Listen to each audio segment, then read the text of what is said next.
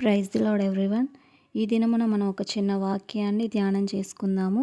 మత్తయి సువార్త 10వ అధ్యాయము 12వ వచనం చూసుకున్నట్లయితే, ఆ ఇంటిలో ప్రవేశించుచు ఇంటి వారికి శుభమని చెప్పుడి. ఆ ఇల్లు యోగ్యమైనదైతే మీ సమాధానము దాని మీదికి వచ్చును, అది అయోగ్యమైనదైతే మీ సమాధానము మీకు తిరిగి వచ్చును. దేవుడు ఇక్కడ ఈ వాక్యం ద్వారా ఒక గృహానికి మనం వెళ్ళినప్పుడు ఆ ఇంటికి శుభమని చెప్పమనేసి చెప్తున్నారు. ఆ ఇల్లు యోగ్యమైనదైతే మీ సమాధానము దాని మీదకి వచ్చును, అది అయోగ్యమైనదైతే మీ సమాధానము మీకు తిరిగి వచ్చును అని చెప్తున్నారు. అంటే ఆ గృహం యోగ్యమైనదిగా మార్చబడాలి అంటే, మన గృహాలు దేవుని సమాధానం పొందుకోవడానికి యోగ్యమైనవిగా మార్చబడాలి అంటే మనం ఏం చేయాలి? ఈ లేఖనం ద్వారా కొన్ని అంశాలను మనం ధ్యానం చేసుకుందాము. కీర్తనల గ్రంథము 20వ అధ్యాయము 7వ వచనం చూసుకున్నట్లయితే, కొందరు రథములను బట్టియు కొందరు గుర్రములను బట్టియు అతిశయపడుదురు, మనమైతే మన దేవుడైన యెహోవా నామమును బట్టి అతిశయపడదుము. ఇక్కడ దేవుడి వాక్యం ద్వారా ఆయన యందు అతిశయించాలని సెలవిస్తున్నారు. మొదటిగా ఆయనలో మనకు అతిశయం ఉండాలి. అది ఆయన నామాన్ని బట్టి మనం అతిశయపడేవారిగా ఉండాలి. ఈ లోకంలో చాలామంది వారికి ఉన్న డబ్బు, ఘనత, పేరు, వారికి ఉన్న బండ్లు, ఆస్తులు, అంతస్తులను బట్టి వారు అతిశయపడేవారిగా ఉంటారు. కానీ మనము మన దేవుడైన యెహోవా నామాన్ని బట్టి అతిశయపడేవారిగా ఉండాలనేసి ఈ వాక్యం ద్వారా దేవుడు మనకు తెలియజేస్తున్నాడు ప్రియులారా. అవును, ఈ లోకంలో ఎవరూ కూడా మనకు సహాయం చేసేవారు లేరు. మనుషుల సహాయము వ్యర్థమని దేవుని వాక్యం సెలవిస్తుంది. మనం మనుషుల్ని నమ్ముకోవద్దు. మన దేవుడి మీదే మనం ఆధారపడేవారిగా ఉండాలి. మన ఇల్లు యోగ్యమైనదిగా మార్చబడాలి అంటే ఆయన నామాన్ని బట్టి మనం అతిశయించే వారిగా ఉండాలనేసి మొదటి అంశంగా దేవుడు తెలియజేస్తున్నారు. అదే రెండవదిగా మనం చూసుకున్నట్లయితే సామెతల గ్రంథము 14వ అధ్యాయము 27వ వచనం చూసుకున్నట్లయితే, యెహోవా యందు భయభక్తులు కలిగి ఉండుట జీవపు ఊట. రెండవదిగా మన ఇంట్లో నుంచి ఏం రావాలని చెప్తున్నారు దేవుడు? జీవపు ఊట. జీవపు ఊట అంటే అది ప్రవహిస్తూనే ఉంటుంది. అది ఒక్క దగ్గరే ఉండదు కదండి. ఊట అంటే వాటర్ వస్తూనే ఉంటాయి, పారుతూనే ఉంటాయి కదా. అదేవిధంగా మన భక్తి జీవితం ఏ రీతిలో ఉంది? మనం ఎంతమందికి మనం సువార్త ప్రకటించే వారిగా ఉంటున్నాము? మన చుట్టుపక్కల వాళ్ళకన్నా కనీసం మనం ఆయన మాటలను గురించి చెప్పేవారుగా ఉంటున్నామా లేదా అన్నది దేవుడి వాక్యం ద్వారా మనం జీవపు ఊట, ఆయన యెహోవా యందు భయభక్తులు కలిగి ఉండుట జీవపు ఊట. ఆయన యందు మనం భయాన్ని, భక్తిని కలిగి మన ద్వారా అనేకులకు ఆయన సువార్తను ప్రకటించేవారుగా, అటు రీతిలో మన భక్తి జీవితం పారేదిగా ఒక జీవపు ఊటలాగా ప్రవహించేదిగా ఉండాలనేసి దేవుడి వాక్యం ద్వారా సెలవిస్తున్నాడు ప్రియులారా.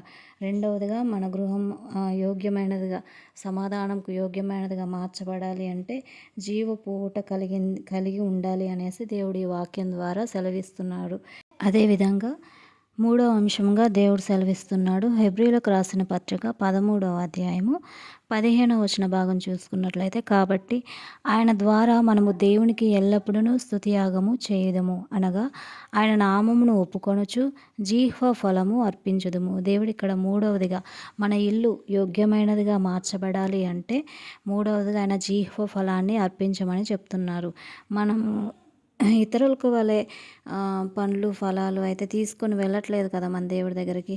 దేవుడు ఇక్కడ మనని అడుగుతున్నాడు జీహ్వ ఫలాన్ని, స్తుతియాగము అర్పించమనేసి చెప్తున్నాడు. మనం ఆయన ఎల్లప్పుడూ స్తుతియాగము చేయుదము అనేసి చెప్తూ ఆయన నామాన్ని ఒప్పుకుంటూ జీహ్వ ఫలము అర్పించుదుము అనేసి మనం ఈ లేఖనం ద్వారా దేవుడు మనకి సెలవిస్తున్నాడు ప్రియులారా. మనం జీవ ఫలాన్ని ఏ విధంగా అర్పించేవారుగా ఉంటున్నాం? మన నాలుకతో ఆయన నామాన్ని ఒప్పుకుంటూ ఆయనను స్తుతిస్తూ మన జీవ ఫలాన్ని ఆయనకు అర్పించేవారిగా ఉండాలి. మన ఈ నాలుక ద్వారా అనేకులకు, ఇది తడిలోనే ఉంటుంది కానీ ఇది ఎప్పుడు మంట పెడుతూ ఉంటుంది. ఇది అనేకుల మధ్య చిచ్చు రేపుతుంది, మంట పెడుతుంది, అనేకులకి గొడవ కలగజేస్తుంది. అటువంటి ఈ నాలుకతో మనం అటువంటి పాపము చేయకుండా ఆయనను స్తుతిస్తూ, ఆయనకు స్తుతియాగం అర్పిస్తూ, ఆయన నామాన్ని ఒప్పుకుంటూ మనం మూడవదిగా దేవుడు మనకి ఈ వాక్యం ద్వారా జీవ ఫలాన్ని అర్పించమని తెలియజేస్తున్నాడు ప్రియులారా. మన ఇల్లు యోగ్యమైనదిగా మార్చబడడానికి ఇంతవరకు దేవుడు మనకి మూడు అంశాలు తెలియజేశారు కదండి. నాలుగో అంశాన్ని కూడా చూసుకుందాం. ఇప్పటివరకు చూసుకున్న 3 అంశాలు మొదటిగా ఆయన నామమందే అతిశయపడే వారిగా మనం ఉండాలి. రెండవదిగా మన గృహంలో నుంచి జీవపు ఊట ప్రవహించేదిగా ఉండాలి. మూడవదిగా జీవ ఫలాన్ని ఆయనకు అర్పించే వారిగా ఉండాలి. మన నోటితో ఆయన నామాన్ని ఒప్పుకొంచు జీవ ఫలాన్ని అర్పించే వారిగా ఉండాలి.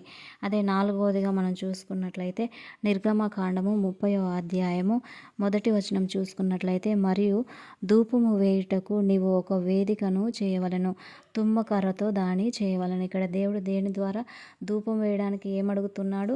ఒక తుమ్మకర్రతో ఒక వేదికను చేయమని చెప్తున్నారు. ఇక్కడ తుమ్మకర్రకు సాదృశ్యం అంటే మనిషి శరీరమే కదండి. మన ఈ మానవుని శరీరము ఇది ఒక్క రోజు ఒక పూట దీన్ని మనం శుభ్రంగా ఉంచకపోయినా మన మనిషి దగ్గర నుంచి దుర్గంధం వస్తుందన్నమాట. అదేవిధంగా తుమ్మకర్ర కూడా అటువంటి దాని దగ్గర కూడా చాలా కంపు కొడుతుంది కదా తుమ్మకర్ర కూడా. అదేవిధంగా ఈ దేవుడు రోమీయులకు రాసిన పత్రిక 3వ అధ్యాయం 1 వచన భాగంలో సజీవ యాగముగా మీ శరీరంలో ఆయనకు సమర్పించుకొనుడు అనేసి వాక్యం ఉంటుంది ప్రియులారా. అదే రీతిలో దేవుడికి మన శరీరాన్ని ఒక వేదికగా చేసి మనం సజీవ యాగంగా మన శరీరాన్ని ఆయనకి సమర్పించి మనలో ఉన్న ప్రతి విధమైన చెడ్డ క్రియలను అన్నిటినీ చంపివేసి సజీవ యాగంగా మన మన మన శరీరాన్ని ఆయనకి సమర్పించి ఒక వేదికను చేయమని దేవుడు ఈ లేఖనం ద్వారా మనకు తెలియజేస్తున్నాడు. మన ఈ శరీరము ఇది చాలా బలహీనమైన శరీరం. ప్రార్థన చేయడానికి దేనికైనా సరే ఆత్మ ఎప్పుడు సిద్ధంగానే ఉంటుంది, కానీ శరీరం మాత్రం సహకరించదు. అటువంటి ఈ శరీరాన్ని దేవుడు తనకు వేదికగా ధూపం వేయడానికి వేదికగా మార్చమనేసి ఈ వాక్యం ద్వారా సెలవిస్తున్నాడు. మరియు ధూపము వేయుటకు నీవు ఒక వేదికను చేయవలను, తుమ్మకర్రతో దాన్ని చేయవలను.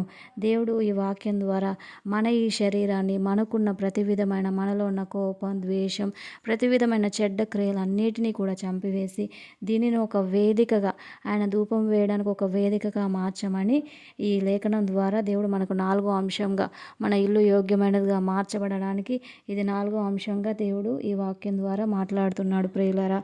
అదేవిధంగా చివరిగా ఐదవ అంశం ద్వారా దేవుడు ఏం మాట్లాడుతున్నాడో ఒకసారి మనం చూసుకున్నట్లయితే కీర్తనల గ్రంథము 141వ అధ్యాయము 2వ వచనం చూసుకున్నట్లయితే, నా ప్రార్థన ధూపము వలెను, నేను చేతులెత్తుట సాయంకాల నైవేద్యము వలెను, నీ దృష్టికి అంగీకారం లగునుగాక అని దేవుడు ఈ వాక్యం ద్వారా మనకు 5వ అంశం చివరిగా దేవుడు సెలవిస్తున్న మాట నా ప్రార్థన ధూపం వలెను.